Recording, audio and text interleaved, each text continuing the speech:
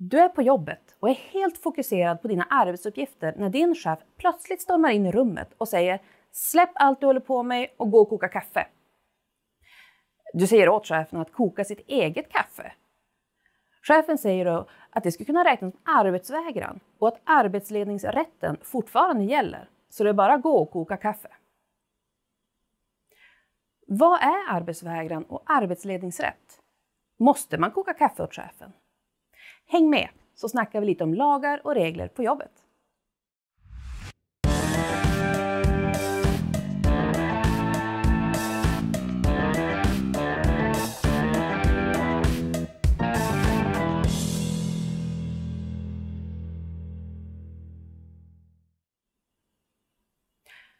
För att kunna förstå lagarna som gäller på jobbet idag så hoppar vi tillbaka lite i tiden.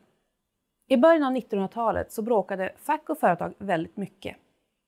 Detta var väldigt kostsamt och ledde till stora strejker.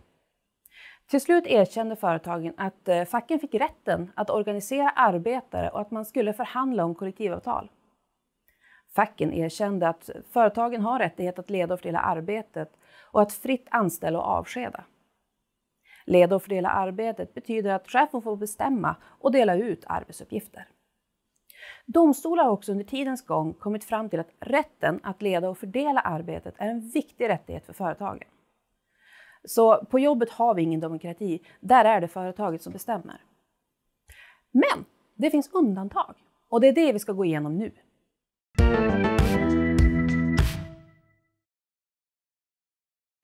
Om vi utgår från att företaget bestämmer allt på arbetsplatsen så blir det lättare att förstå sig på lagarna.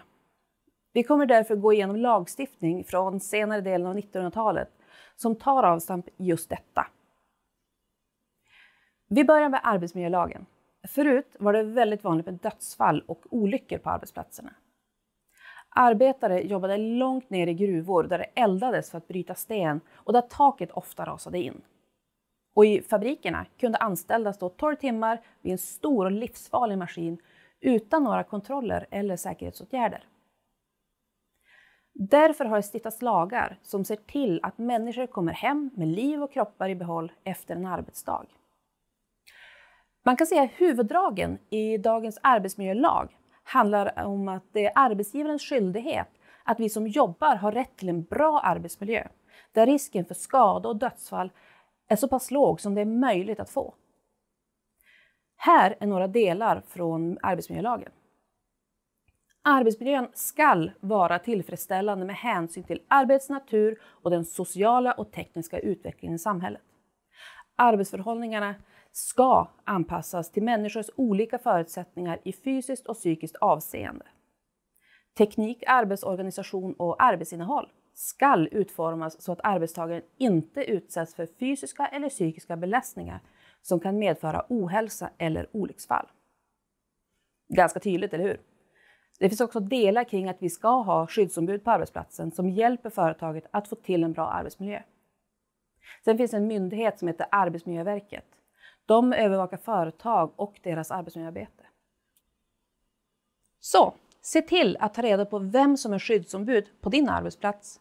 Eller om det saknas, hör med facket om du själv kan bli skyddsombud. Nästa lag har du kanske hört talas om, lagen om anställningsskydd. Här gjordes ett rejält undantag från företagens rätt att fritt anställa och avskeda. Nu får företag inte längre sparka vem de vill, hur de vill. Sammanfattningsvis finns det olika typer av anställningsformer. Tillsvidareanställning ska vara den vanligaste och andra otryggare anställningsformer ska vara undantagen. Bland dessa har vi vikariat, där du ersätter en namngiven person under en viss tid. Särskild visstidsanställning, som ska övergå i en tillsvidareanställning om du jobbat mer än 12 månader under en 5-årsperiod. Sedan så har vi provanställning som kan gälla i 6 månader. Denna anställning kan avslutas av både företag och arbetare utan att någon måste uppge en anledning. Om anställningen pågår längre än 6 månader så övergår den i en tillsvidareanställning. Det finns även något som kallas för säsongsanställning som bara får användas om arbetet är säsongsbundet och inte kan utföras året runt. En annan lag som är viktig för våra fackliga rättigheter heter Lagen om medbestämmande i arbetslivet. Den kallas även för medbestämmandelagen och förkortas ibland MBL. Den handlar om att vi som fackförening har rättigheter att förhandla med företag som har kollektivavtal. Detta gäller även med företag utan kollektivavtal om det handlar om viktiga beslut som påverkar någon som är medlem i facket. Företag som har kollektivavtal är skyldiga att förhandla med facket innan viktiga förändringar på arbetsplatsen ska ske. Företag är även skyldiga att löpande informera facket om hur det går ekonomiskt för företaget samt lämna information och underlag inför förhandlingar så att facket kan förhandla på ett bra sätt. I medbestämmandelagen finns det även bitar om det som kallas föreningsrätten. Att vi har rätt att vara med i facket och använda oss av våra fackliga rättigheter utan att bli straffade för att vi gör det. Sedan så har vi studieledighetslagen som reglerar rätten till facklig utbildning och rätten till att ta ledigt för att läsa upp sina betyg eller läsa kurser på komvux, universitet eller liknande. Från första dagen du börjar på jobbet så har du rätt att ta ledigt för att gå en facklig utbildning. Om din chef vill flytta på din ledighet till ett senare tillfälle så måste den informera facket om varför. Och facket kan då begära förhandling om det. De kan inte bara neka arbetare att gå en facklig utbildning.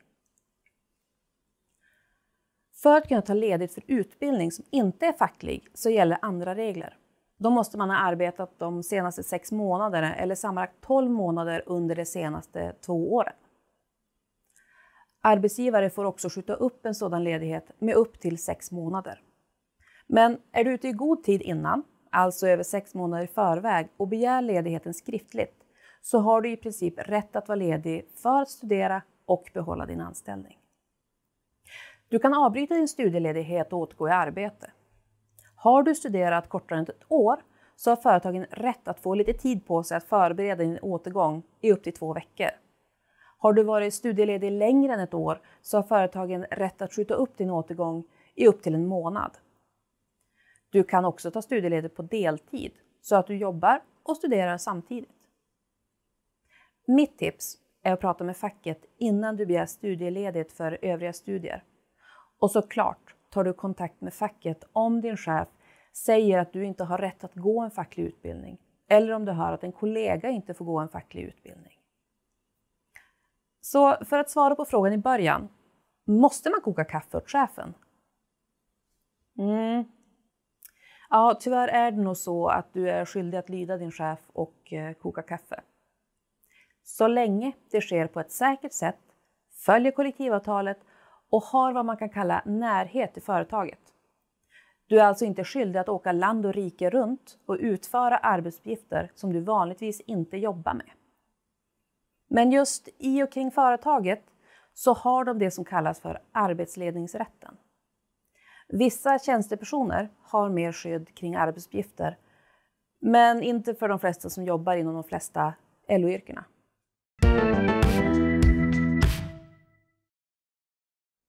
Vi har under många år fått kämpa hårt för att få rättigheter genom lagar som är viktiga.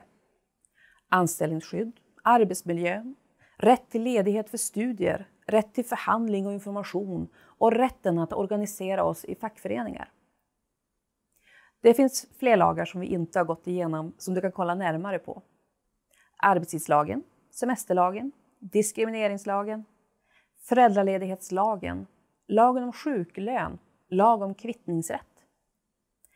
Till sist är det viktigt att du alltid kollar i ditt kollektivavtal. Mycket av lagstiftningen kan ändras i kollektivavtalet om facket och arbetsgivaren tycker att det är rimligt. Huvudregeln är dock att det alltid ska bli bättre än lagen, aldrig sämre.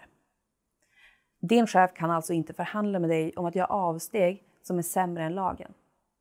Kollektivavtalet gäller och finns det inget kollektivavtal så gäller lagen fullt ut.